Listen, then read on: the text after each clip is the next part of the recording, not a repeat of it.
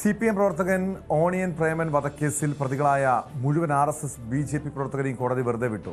RSS BJP പ്രവർത്തകരായ 10 പേരെയാണ് കോടതി വെറുതെ വിട്ടത്. തലശ്ശേരി പ്രിൻസിപ്പൽ സെഷൻസ് കോടതിയാണ് പ്രതികളെ കുറ്റവിമുക്തരാക്കിയത്. 2015 ഫെബ്രുവരി 25-നാണ് CPM പ്രവർത്തകനായ ഓണിയൻ പ്രേമൻ കൊല്ലപ്പെട്ടത്. വിവരങ്ങളുമായി കണ്ണൂരിൽ നിന്ന് സുമേഷ് മോറാഴ് ചേരുന്നുണ്ട്. സുമേഷ്, ഏറെ പ്രമാദമായ ഒരു രാഷ്ട്രീയ കൊലപാതകമായിരുന്നു ഓണിയൻ പ്രേമൻ്റെ വധക്കേസ്. ഇവിടെ RSSനെ സംബന്ധിച്ച്, RSSനും BJP സംബന്ധിച്ച് പ്രതിക്കൂട്ടിലാക്കിയൊരു കേസ്. പക്ഷേ 10 പ്രതികളെയും വെറുതെ വിടുന്ന സാഹചര്യം. എന്താണ് ഈ കേസിൽ സംഭവിച്ചത്? എവിടെയാണ് പ്രോസിക്യൂഷന് വീഴ്ച സംഭവിച്ചത്? ടോം, 2015 ഫെബ്രുവരി 25-നാണ് CPM പ്രവർത്തകനായിട്ടുള്ള ഒണിയൻ പ്രേമൻ കൊല്ലപ്പെടുന്നത്. ഈ ചിറ്റാർപ്പറമ്പ് ടൗണിൽ വെച്ച് രാത്രി 9 മണിയോടുകൂടി കാറിലും ബൈക്കിലും എത്തിയ 10ഓളം BJP RSS പ്രവർത്തകർ ഇദ്ദേഹത്തെ ആക്രമിച്ച് പരിക്കേൽപ്പിക്കുകയായിരുന്നു. തുടർന്ന് പിറ്റേന്ന് രാവിലെയായിരുന്നു ഇദ്ദേഹം മരണപ്പെടുന്നത്. ഈ കേസിലായിരുന്നു 10ഓളം വരുന്ന BJP CPM പ്രവർത്തകരെ പ്രതിപ്പട്ടികയിൽ ചേർത്തുകൊണ്ട് കോടതിയിൽ കുറ്റപത്രം സമർപ്പിച്ചത്.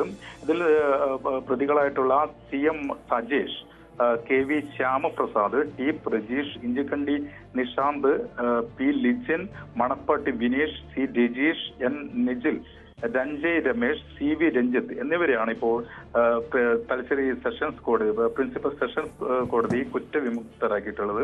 ഇതിലെ 2ാം പ്രതിയായിട്ടുള്ള KV ശ്യാമപ്രസാദ് മറ്റൊരു കേസിൽ കഴിഞ്ഞ 2 വർഷം മുന്നേ കൊല്ലപ്പെട്ടിരുന്നു.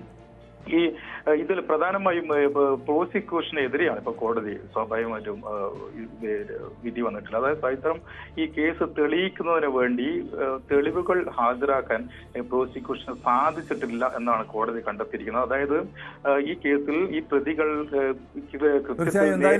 പ്രതികളെ വെറുതെ വിട്ട സാഹചര്യത്തിൽ ഇനി പ്രോസിക്യൂഷന്റെ അടുത്ത നീക്കം എന്താകും? ഇതിനെതിരെ, ഈ വിധിക്കെതിരെ അപ്പീൽ നൽകാനുള്ള നീക്കം ഉണ്ടാകുമോ?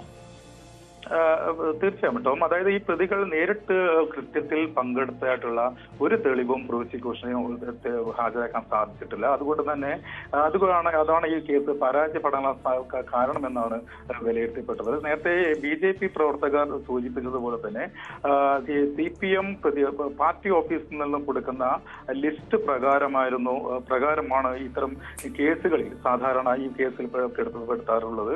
അതുകൊണ്ട് യഥാർത്ഥ പ്രതികളെ കണ്ടെത്തുന്നതിന് വേണ്ടി പോലീസിന് സാധിക്കുന്നില്ല. അതുകൊണ്ട് തന്നെ ഈ കേസിൽ പ്രോസിക്യൂഷൻ പരാജയപ്പെട്ടു എന്ന് തന്നെ പറയേണ്ടി വരും. അതായത് അതുകൊണ്ട് തന്നെ ഈ വിധിക്കെതിരെ സ്വാഭാവികമായും വാദിഭാഗത്തിന് വേണ്ടി ഈ വിധിക്കെതിരെ മേൽക്കോടതിയെ സമീപിക്കാനുള്ള ഒരുക്കത്തിലാണ് കുടുംബാംഗങ്ങൾ. വ്യക്തമാണ്. സുമേഷ് മോറാഴിയാണ് വിവരങ്ങൾ നൽകിയത്. കണ്ണൂരിലെ CPM പ്രവർത്തകനായിരുന്ന ഓണിയൻ പ്രേമന്റെ വധക്കേസിലാണ് RSS BJP പ്രവർത്തകരായ മുഴുവൻ പ്രതികളെയും കോടതി വെറുതെ വിട്ടത്.